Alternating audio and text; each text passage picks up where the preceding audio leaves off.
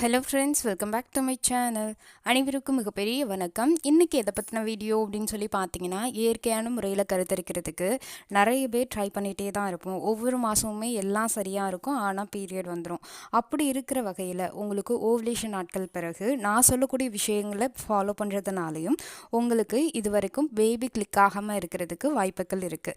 இதை நீங்கள் ரெகுலராக கண்டினியூ பண்ணிகிட்டே இருக்கீங்க அப்படின்னா இதுவும் ஒரு வகையில் கரு பதிதலை தாமதப்படுத்தும் அப்படிங்கிறத நிறைய பேருக்கு தெரியறது கிடையாது. இதை பற்றின இன்ஃபர்மேஷனை தான் இந்த வீடியோவில் கொடுத்துருக்கேன். வீடியோ ரொம்ப யூஸ்ஃபுல்லாக இருக்கும். வீடியோ போகிறதுக்கு காரணம் ரீசெண்ட் டேஸாக நிறைய சிஸ்டர் நிறைய குழப்பத்தோட நிறைய விஷயங்கள் கேட்டுகிட்டே இருக்கீங்க. அதுக்கான தெளிவான விளக்கமாக இந்த வீடியோ இருக்கும். வீடியோ ரொம்ப பயனுள்ளதாக இருக்கும். கடைசி வரைக்கும் பாருங்கள். நம்ம சேனலை இதான் ஃபர்ஸ்ட் டைம் பார்க்குறீங்கன்னா சேனலை சப்ஸ்கிரைப் பண்ணுங்கள் அண்ட் பக்கத்தில் உள்ள பெல் ஐக்கனுமே கிளிக் பண்ணிக்கோங்க. நம்ம சேனலில் இயற்கையாக கருத்தரிக்கிறதுக்கான ப்ரெக்னன்சி டிப்ஸ் வீடியோஸ் டெய்லி அப்டேட்டடாக வருது. இந்த வீடியோவுக்கு கீழே நிறைய பிளேலிஸ்ட் லிங்க் கொடுத்துருக்கேன். கருமுட்டை வளர்ச்சி உணவுகள், ஓவலேஷனில் என்ன பண்ணணும் பண்ணக்கூடாது, ஆஃப்டர் ஓவலேஷன் எப்படி இருக்கணும் இருக்கக்கூடாது, என்ன சாப்பிடணும் சாப்பிடக்கூடாது, ஸ்பெர்ம் இன்க்ரீஸ் பண்ணுறதுக்கான உணவுகளை ஸ்பெர்ம்ன்ற டைட்டிலில், இண்டோகோஸில் செய்யக்கூடாத தவறுகளை இண்டோகோஸ்ன்ற டைட்டிலில் அண்ட் எக்கச்சக்கமான டைட்டிலில் எக்கச்சக்கமான வீடியோஸ் இருக்குது. நம்ம சேனல் ஹோம் பேஜ் பிளேலிஸ்ட் பாருங்கள், இல்லைன்னா இந்த வீடியோடைய டிஸ்கிரிப்ஷன் வீடியோஸ் பாருங்கள். ரொம்ப யூஸ்ஃபுல்லாக இருக்கும். கட்டாயம் உங்களுடைய கர்ப்பத்துக்கு ஏதாவது ஒரு டிப் நம்ம சேனலில் இருந்து பயனுள்ள வகையில் அமையும். மறக்காமல் பாருங்கள். பொதுவாக ப்ரெக்னன்சிக்கு ட்ரை பண்ணுறோம். கரெக்டாக நம்மளுக்கு ஓவலேஷன் சமயத்தில்னா நாள் கால்குலேட் பண்ணி கரெக்டாக காண்டாக்டில் இருப்போம். ஆனால் அந்த காண்டாக்டில் இருந்ததுக்கப்புறம் அடுத்தது நீங்கள் செய்யக்கூடிய சில மிஸ்டேக் கரு தங்காமல் போகிறதுக்கு ஒரு வகையில் காரணமாக இருக்கும். அப்படி நீங்கள் செய்யக்கூடிய அண்ட் ஃபாலோ பண்ணக்கூடிய முக்கியமான ஒரு விஷயம் என்ன அப்படின்னு சொல்லி கேட்டிங்கன்னா, ப்ரெக்னன்சிக்கு ட்ரை பண்ணுவீங்க, ஆனால் ப்ரெக்னன்சி கிளிக் ஆகாது. ஆனால் ஆஃப்டர் இன்டர்கோர்ஸ்க்கு அப்புறம் உடனே எழுந்திருக்கிறது, குளிக்கிறது, ப்ரைவேட் பார்ட் வாஷ் பண்ணுறது, இல்லை அப்படின்னா ஹெவி ஒர்க் பண்ணுறது, இந்த மாதிரி விஷயங்களை கண்டினியூவாக பண்ணிகிட்டு இருப்பீங்க. இதனால் கர்ப்பப்பைக்குள்ளே போன விந்தணுக்கள் வேகமாகவே வெளியில் வர்றதுக்கு வாய்ப்பு இருக்குது. நீங்கள் மினிமம் ஆஃப்டர் இன்டர்கோர்ஸ்க்கு அப்புறம் ஒரு 20 மினிட்ஸ் ஆஃப்டர் நீங்கள் ஏதோ ஒர்க் பண்ணுறீங்க, இல்லை அப்படின்னா உடனே குளிக்கிறீங்க, இது பண்ணுறீங்கன்னா பெருசாக அது நீங்கள் ப்ரெக்னென்ட் ஆகிறத அஃபெக்ட் ஆகாது. ஆனால் உடனே பண்ணக்கூடிய விஷயங்கள் அப்படிங்கிறது உங்களுடைய ப்ரெக்னன்சியை அஃபெக்ட் பண்ணுறதுக்கு வாய்ப்பு இருக்குது. இங்கே இருக்கக்கூடிய நிறைய பேர் இன்டர்கோர்ஸ் அப்படிங்கிறது இருந்ததுக்கு உடனே குளிச்சாதான் உங்களுக்கு ஃப்ரெஷ்அப் ஆகிற மாதிரி இருக்கும். குளிச்சா மட்டும்தான் உங்களை என்னமோ க்ளீனாக இருக்கிற மாதிரி ஃபீல் ஆகும் அப்படின்னு சொல்லி நினச்சிட்ருக்கவங்க நிறைய பேர் இருப்பாங்க. இது கருமுட்டையும் விந்தனவும் மீட் பண்ணக்கூடிய அந்த வாய்ப்புகளை குறைக்கிறதுக்கும் வாய்ப்பு இருக்குது. அதே போல் இது தொடர்ச்சியாக நிறைய பேர் ஆஃப்டர் இன்டர்கோர்ஸ் அப்படிங்கிறது என்ன பண்ணுறோம் அப்படின்றத தாண்டி ஆஃப்டர் ஓவலேஷனும் அந்த இன்டர்கோர்ஸ் அப்படின்றத கண்டினியூ பண்ணுவாங்க. அதாவது சிலர் ஒரு நாளைக்கு 4-5 டைம் காண்டாக்டில் இருக்கிறது, ஏன் 2 to 3 டைம்ஸ் காண்டாக்டில் இருக்கிறது, இந்த மாதிரி தகவல்கள் உங்களோட ஓவலேஷன் நாட்கள்லையும் கூட நீங்கள் பண்ணுறதுக்கு வாய்ப்பு இருக்குது. அந்த மாதிரி நீங்கள் பண்ணிங்கன்னா அதனாலேயும் ப்ரெக்னன்சி டிலே ஆகும். ஃபர்ஸ்ட் ஒரு விஷயத்தை தெரிஞ்சுக்கோங்க. ஓவலேஷன் சமயத்தில் காண்டாக்டில் இருந்தால் நம்மளால் ப்ரெக்னென்ட் ஆக முடியும். அதுக்குன்னு ஓவலேஷன் நாளில் ஒரே நாளில் நான் 2-3 டைமுக்கு மேலே இருக்கேன் அப்படின்னா கட்டாயம் உங்களுடைய விந்தணுக்களுடைய தரம் குறையும். வெறும் லிக்யூட் தான் வரும். உள்ளேருந்து வரக்கூடிய விந்தணுக்கள் தரமாக இருக்காது. முடிஞ்ச வரைக்கும் ஒரு நாள் விட்டு ஒரு நாள் காண்டாக்டில் இருங்க. ஏன்னா ஆணின் விந்தணு அப்படிங்கிறது பெண்ணுடைய கர்ப்பப்பையில் கிட்டத்தட்ட 2-5 நாட்கள் வரைக்கும் உயிரோடு இருக்கும். அதனால விந்தணுக்கள் அப்படிங்கிறது வேகமாக உங்களுடைய கருமுட்டையை அடையும். நீங்கள் ஒரே நாளில் 2-3 டைம் காண்டாக்டில் இருக்கிறதுனால விந்து உற்பத்தி பாதிக்கப்படும். உள்ளேருந்து வரக்கூடிய விந்தணுக்கள் தரம் குறைவாக இருக்கிறதுக்கு வாய்ப்பு இருக்குது. இந்த தவறை பண்ணாதீங்க. அதே போல் ஆஃப்டர் ஓவலேஷனுக்கு அப்புறம் இந்த கோர்ஸ் அப்படின்றத கண்டினியூவும் பண்ணாதீங்க. எக்ஸாம்பிள் சொல்லணும்னா, இப்போ ரெகுலர் பீரியட் இருக்குது அப்படின்னா உங்களுக்கு ஓவலேஷன் நாள் 14வது நாள் நடக்குது அப்படின்னா நீங்கள் 18-19 நாள் வரைக்கும் காண்டாக்டில் இருக்கலாம். அதுக்கப்புறம் நீங்கள் இன்டர்கோர்ஸை அவாய்ட் பண்ணிக்கணும். இன்டர்கோர்ஸ் இருக்கிறதுனால ப்ரெக்னன்சி 100% அஃபெக்ட் ஆகுமான்னு கேட்டிங்கன்னா இது 100% அஃபெக்ட் ஆகாது. ஆனால் ஒரு சில நேரங்களில் உங்களோட மெயில் பார்ட்னர் கிட்ட இருந்து ஏதாவது அவங்களுக்கு ஹீட்னால இன்ஃபெக்ஷன் ஆகியிருக்கு, இல்லை வேறு ஏதோ ஹெல்த் இஷ்யூ இருக்குது, இல்லை ஏதோ அவங்க ஃபீவரிஷ்னால் பாதிக்கப்பட்டிருக்காங்க, ஃபீவராக இருக்குது, கோல்டு பிடிச்சிருக்கு, இது மாதிரி இருக்கிற டைமில் அவங்களுக்கு கண்டிப்பாக இம்யூனிட்டி பவர் கம்மியாக இருக்கும். அவங்க ரொம்ப நேரம் ஒரே இடத்துல உட்காந்து வேலை பார்க்குற மாதிரி, ட்ராவல் அதிகமாக பண்ணக்கூடியவங்களாக இருந்தாங்க அப்படின்னா, இல்லை தண்ணி அதிகமாக குடிக்காமல் கம்மியாக குடிக்கிறவங்களாக இருந்தால் அவங்க ப்ரைவேட் பார்ட்டில் கண்டிப்பாக நோய் தொற்று இருக்கும். அந்த சமயங்களில் ஆஃப்டர் ஓவலேஷனுக்கு அப்புறம் நீங்கள் ஆண் பெண் சேர்க்கையில் இருக்கிறதுனால அந்த நோய் தொற்று உங்களுக்கு பரவி உங்கள்கிட்ட இருந்து உங்கள் குழந்தைக்கு போகிறதுக்கு வாய்ப்பு இருக்குது. இது இல்லாமல் நீங்கள் ஃபோர்ஸ்ஃபுல்லாக இருக்கிறப்ப உங்களோட அடி வயிற்றில் ஒரு அழுத்தம் போகிறதுக்கு வாய்ப்பு இருக்குது. ஆண் பெண் சேர்க்கை ஆஃப்டர் ஓவலேஷன் முடிஞ்ச வரைக்கும் அவாய்ட் பண்ணிக்கோங்க. இப்போ தான் மேரிட் ஆகிருக்கு, ஒரு வருஷத்துக்குள்ளே தான் ஆகுது அப்படின்னா அப்படி இருக்கிறவங்க நீங்கள் நார்மலாக எதை பற்றியும் கவலைப்படாமல் ஆஃப்டர் ஓவலேஷனும் நீங்கள் காண்டாக்டில் இருக்கலாம். ஆனால் ப்ரெக்னன்சிக்கு ஒரு வருஷத்துக்கு மேலே ட்ரை பண்ணுறோம், இன்னும் பேபி கிளிக் ஆகலை அப்படின்னா நீங்கள் ஒரு வருஷத்துக்கு மேலே ஆகினவங்க யாராக இருந்தாலும் சரி, பீரியடான 20 நாட்களுக்கு மேலே ஆண் பெண் சேர்க்கை வேண்டாம். ரெகுலர் பீரியட் இருக்கிறவங்களுக்கு, இர்ரெகுலர் பீரியட் இருக்கிறவங்களுக்கு 40 நாட்களுக்கு மேலே ஆண் பெண் சேர்க்கை அப்படிங்கிறது வேண்டாம். முடிஞ்ச வரைக்கும் இதை ஃபாலோ பண்ணுங்கள்.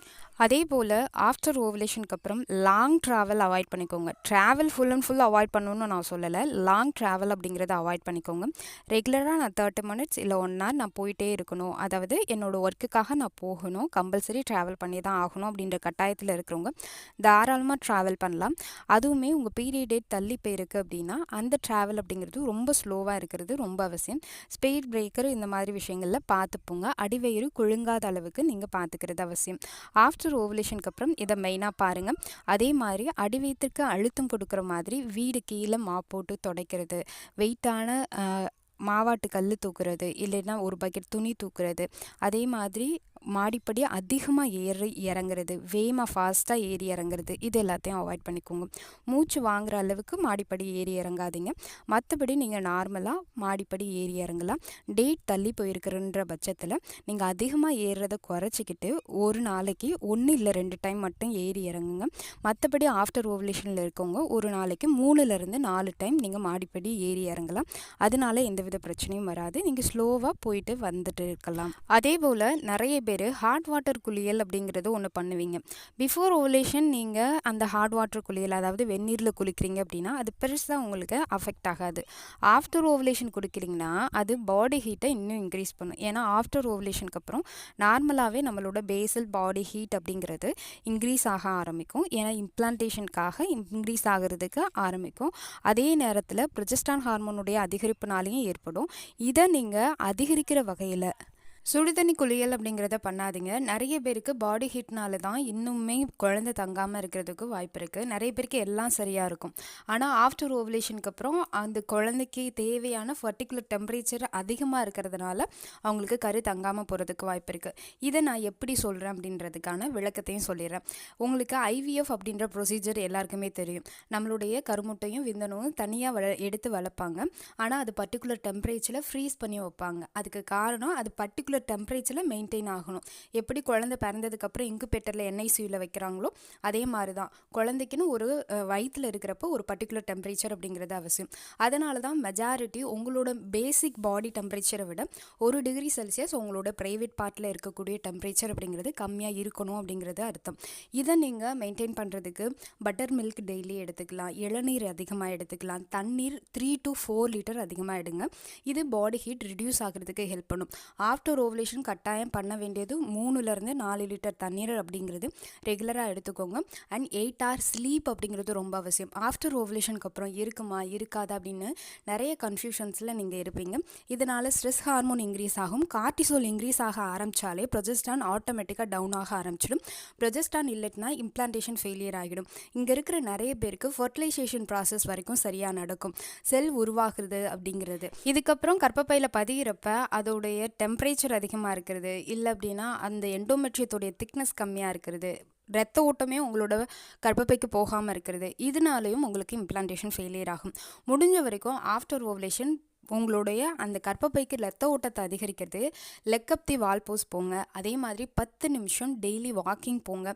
10 நிமிஷம் காலையில் எழுந்த உடனே சன்லைட்டில் எக்ஸ்ப்ளோர் பண்ணுங்கள். ஏன்னா இப்போ இருக்கக்கூடிய கரண்ட் சுச்சுவேஷன் டிஜிட்டல் வேர்ல்டு அப்படின்றதுல எல்லாருமே ஒர்க் பண்ணிகிட்டு இருப்போம். ஒர்க் ஃப்ரம் ஹோமும் இருக்கும், இல்லை எங்கேயாவது ஆஃபீஸ்லேயும் ஒர்க் பண்ணுறதுக்கு வாய்ப்பு இருக்குது. உங்களுடைய ஸ்கின்னை வெயிலில் எக்ஸ்போஸ் பண்ணுறீங்களா அப்படின்றதே கொஸ்டின் மார்க்காக தான் இருக்குது. அதனால் அதையுமே கொஞ்சம் பண்ணிக்கோங்க. அதே மாதிரி ஆஃப்டர் ஓவலேஷன் தயவு செஞ்சு சுகர் எடுத்துக்காதீங்க. சுகர் இன்ஃப்ளமேஷன் காரணமாக தான் இப்போ இருக்கிற நிறைய பேருக்கு பிசிஓடி பிசிஓஎஸ் வர்றதுக்கான மெயின் காரணம். இப்போ இருக்கக்கூடிய 100ல் 80% பெண்களுக்கு பிசிஓடி இருக்குது, பிசிஓஎஸ் இருக்குது. அண்ட் 90% பெண்கள் கரு உறாமல் இருக்கிறதுக்கு PCOD, PCOS, prolactin, thyroid, insulin இது எல்லாமே ஒரு மெயின் காரணமாக இருக்குது. அதனால் இதை கவனத்தில் வச்சுக்கோங்க. முடிஞ்ச வரைக்கும் ஒயிட் சுகர் ஃபுல்லாக அவாய்ட் பண்ணிக்கோங்க. அதே மாதிரி ஏதோ ஒரு பர்த்டே பார்ட்டி இருக்குது, அதுக்காக ஒரு சின்ன பீஸ் கேக் வந்து நான் சாப்பிட்றேன், அதை சாப்பிடாதீங்க. ஆஃப்டர் ஓவலேஷன் அப்படின்னா சாப்பிடவே கூடாது. ஏன் இதை சொல்கிறேன் அப்படின்னா, அதில் நிறைய நிறமிகள் சேர்த்துருப்பாங்க, ப்ரிசர்வேட்டிவ்ஸ் அதில் அதிகமாக இருக்கும். ஒரு சின்ன ஒன் பீஸாக இருந்தாலும் சரி அதில் அதிகமாகவே இருக்கிறதுக்கு வாய்ப்பு இருக்குது. அதை கொஞ்சம் அவாய்ட் பண்ணிக்கோங்க. அதே மாதிரி காரம் அதிகமாக வேண்டாம், புளிப்பும் அதிகமாக வேண்டாம். இது ரெண்டுமே ஒன்று பாடி ஹீட்டை இன்க்ரீஸ் பண்ணும், புளிப்பு ப்ரொஜெஸ்ட்ரான் ஹார்மோனை கம்மி பண்ணும், சுகரும் ப்ரொஜெஸ்ட்ரான் ஹார்மோனை கம்மி பண்ணும். அதனால தான் ஆஃப்டர் ஓவலேஷன் இந்த மாதிரி இருக்கக்கூடிய உணவுகளை எடுக்க வேணாம் அப்படின்னு நான் சொல்கிறேன். இது எல்லாத்த விட ரொம்ப ரொம்ப முக்கியம். திடீர்னு வீட்டில் ஏதோ ஃபங்க்ஷன் வந்துருச்சு, இல்லைன்னா கோவில் ஃபங்க்ஷன் வந்துருச்சு, என் பீரியட் கொஞ்சம் தள்ளி வரணும்னு ஏதாவது டேப்லெட் யூஸ் பண்ணுறது, அதே மாதிரி தலைவலி வயிற்று வலி வருது, ஃபீவர் வருது, இதுக்காக ஏதாவது பெயின் கில்லர்ஸ் யூஸ் பண்ணுறது, இதை மட்டும் தயவு செஞ்சிடாதீங்க. இதை இந்த மாதத்துக்குன்னு இல்லை, எப்போவுமே நீங்கள் செய்யாதீங்க. ப்ரெக்னன்சிக்கு ட்ரை பண்ணுற எந்த லேடிஸாக இருந்தாலும் சரி, ஆஃப்டர் ஓவலேஷனுக்கு அப்புறம் எந்தவித பில்ஸோ இல்லை கசாயம்ஸோ நீங்கள் எடுக்கவே கூடாது. ஏன்னா அது உங்களுடைய குழந்தையுடைய இம்ப்ளான்டேஷனை தவிர்க்கக்கூடியது. முடிஞ்ச வரைக்கும் இது எல்லாத்தையும் தவிர்த்துக்கோங்க. அதே மாதிரி ஆஃப்டர் ஓவலேஷனுக்கு அப்புறம் ரொம்ப ஓவர் திங்க் பண்ணுறதை அவாய்ட் பண்ணிக்கோங்க. முடிஞ்ச வரைக்கும் ஸ்ட்ரெஸ் ஃப்ரீ மைண்டை வச்சுக்கோங்க. கார்டிசோல் அதிகமானாலே ப்ரொஜெஸ்ட்ரான் கம்மியாயிடுவான். அதனால அதை மட்டும் அந்த தவறை மட்டும் பண்ணாதீங்க. எது நடந்தாலும் பார்த்துக்கலாம் அப்படின்னு இருங்க. நான் இது எல்லாமே சொல்கிறேனே, இது உங்களை பயமுத்துறதுக்காகவோ பயப்பட வைக்கிறதுக்காகவோ சொல்லலை, முன்னெச்சரிக்கையாக இருங்க அப்படின்னு சொல்கிறேன். கரு நல்லா ஸ்ட்ராங்காக பதிகிறதுக்கு முன்னெச்சரிக்கையாக சில நடவடிக்கைகளை எடுக்கலாம். ஆனால் அதுக்காக பயந்து எல்லா விஷயத்த பண்ணணுன்ற அவசியம் கிடையாது. எல்லாத்துலேயுமே ரொம்ப கான்சியஸாக இருக்காதீங்க. நார்மலாக எப்பவும் போல் உங்கள் ரொட்டீன் ஒர்க் பண்ணுங்கள், கட்டாயம் உங்களுக்கு பாசிட்டிவ் ரிசல்ட் வரும். அதே மாதிரி நாட்கள் தள்ளி போயிடுச்சு அப்படின்னாலும் கொஞ்சம் கேர்ஃபுல்லாக இருந்துக்கோங்க. ரொம்ப ட்ராவல் பண்ணுறது, அதே மாதிரி வீட்டில் ஏதாவது சண்டை நடந்தால் அதில் போய் இன்வால்வ்மெண்ட் ஆகிறது, அதே போல் ரொம்ப ஃபுட் கிரேவிங்ஸ் அதிகமாக இருக்குது அப்படின்ற காரணத்துக்காக ஜங்க் ஃபுட்ஸு இல்லை அப்படின்னா வேறு ஏதாவது ஃபுட்ஸு அன்ஹெல்த்தி ஃபுட்டு எல்லாத்தையுமே எடுத்துக்கிறது, அதை எல்லாத்தையுமே அவாய்ட் பண்ணிக்கோங்க. முடிஞ்ச வரைக்கும் ஹெல்த்தி ஃபுட்டு எடுத்துக்கோங்க. நல்ல ஃப்ரூட்ஸு நட்ஸ் எடுத்துக்கோங்க, சீட்ஸ் எடுத்துக்கோங்க, அண்ட் காய்கறிகள் பச்சை கலரில் இருக்கக்கூடிய காய்கறிகள் கீரைகள் அதிகமாக எடுத்துக்கோங்க. இது இம்ப்ளான்டேஷனை இம்ப்ரூவ் பண்ணுறதுக்கு ஹெல்ப் பண்ணும். குறிப்பாக ப்ரொஜெஸ்ட்ரான் ஹார்மோனை அதிகரிக்கிறதுக்கு நான் ரீசெண்ட் டேஸாக தான் வீடியோஸ் போட்டிருக்கேன். அந்த உணவுகள் எல்லாமே இன்க்ளூட் பண்ணிக்கோங்க. கட்டாயம் உங்களுக்கு பாசிட்டிவ் ரிசல்ட் வர்றதுக்கான பாசிபிலிட்டிஸ் இருக்குது. இந்த வீடியோ பலருக்கும் பயனுள்ள தகவலை தந்திருக்கும் நம்புகிறேன். வீடியோ பிடிச்சிருந்தா ஒரு லைக்கு, ஷேரு, கமெண்ட் பண்ணுங்கள். வீடியோக்கு கீழே ஹைப் பண்ணி எல்லோ கலர் ஸ்டார் காமிச்சா வீடியோவை ஹைப் பண்ணி விடுங்க. இது மாதிரியான ரெகுலர் இன்ஃபர்மேஷன் தெரிஞ்சுக்கிறதுக்கு சேனலை ஃபாலோ பண்ணிக்கோங்க. ஏன்னா நம்ம சேனலில் முழுக்க இயற்கையாக கருத்தரிக்கிறதுக்கான ப்ரெக்னன்சி டிப்ஸ் வீடியோஸ் தான் ரெகுலர் அப்டேட்டடாக வருது. இந்த வீடியோடைய டிஸ்கிரிப்ஷன்லேயே பல வீடியோஸ் இருக்குது, ரொம்ப யூஸ்ஃபுல்லாக இருக்கும். நீங்கள் ப்ரெக்னன்சி பாசிட்டிவ் பண்ணிட்டீங்கன்னா நம்மளுடைய அனதர் சேனல் ப்ரெக்னன்சி வித் ரேசான்ற சேனலை சப்ஸ்கிரைப் பண்ணிக்கோங்க. அந்த சேனலுடைய லிங்க் கீழே டிஸ்கிரிப்ஷனில் கொடுத்துருக்கேன். நம்ம சேனல் மெம்பர்ஷிப் அப்படிங்கிறது ஓப்பன் பண்ணியிருக்கோம். அதோட பெனிஃபிட் நீங்கள் கன்சீவ் ஆகிறதுக்கு தனிப்பட்ட ப்ரெக்னன்சி டிப்ஸ் வீடியோஸ் வரும். அண்ட் உங்களுடைய கமெண்ட்க்கு ஃபர்ஸ்ட் ப்ரியாரிட்டியும் இருக்கும். மறக்காமல் மெம்பர்ஷிப்பில் ஜாயின் பண்ணிக்கோங்க. கீழே சேனல் ஜாயின் லிங்க் கொடுத்துருக்கேன். இல்லைன்னா நம்ம சப்ஸ்கிரைப் பட்டன் பக்கத்தில் ஜாயின் இருக்கும், அதுலேயும் ஜாயின் பண்ணிக்கோங்க. இந்த வீடியோக்கு கீழே ovulation kit, pregnancy kit, sperm கிட்னு உங்கள் வீட்டுக்கு தேவைப்படக்கூடிய சில ப்ராடக்ட்டும் டேக் பண்ணியிருக்கேன். வேணுங்கிறவங்க வாங்கி யூஸ் பண்ணிக்கோங்க. கட்டாயம் இந்த மாதம் நம்மளுக்கு குழந்தை இருக்குன்னு நம்புங்க. இருக்குமா இருக்காதான்ற ஆசிலேஷன் மைண்டில் இருக்காதீங்க, நம்பிக்கையோடுங்க. எண்ணம் போல் வாழ்க்கைன்னு சொல்லுவாங்க. நல்ல எண்ணத்தோடு இருந்தீங்கன்னா கட்டாயம் உங்கள் குழந்தை உங்ககிட்ட வருவாங்க. எல்லாருக்கும் எல்லாமும் கிடைக்கிறவன்ட்டு வேண்டிக்கிறேன். இந்த வீடியோ பார்த்தமைக்காக அனைவருக்கும் மிக்க நன்றி.